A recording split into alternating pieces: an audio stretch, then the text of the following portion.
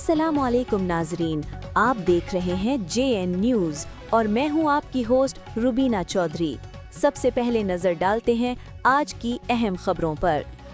खबर शामिल करते हैं टोबा टेक सिंह से। हमारा district bureau chief Mudassir Shahbaz Wasir की रिपोर्ट के मुताबिक जिला टोबा टेक सिंह के तमाम पुलिस अफसर और जवान जेबाज जहन नशीन करने के शहरियों से हमेशा खुश अखलाकी और शासकी से पेश आया जाए। बदसलूकी के मरतकब पुलिस एहलकार की टोबा पुलिस में कोई जगह नहीं होगी। नए DPO टोबा इखलाकुल्लाह तरण ने अपनी तैनाती के फौरी बाद थाना रजाना का सरप्राइज विजिट किया। इस मौके पर PRO sub inspector Chaudhary Ataullah जट और कैमरामैन कांस्टेबल मोहम्मद उस्मान भी मौजूद थे।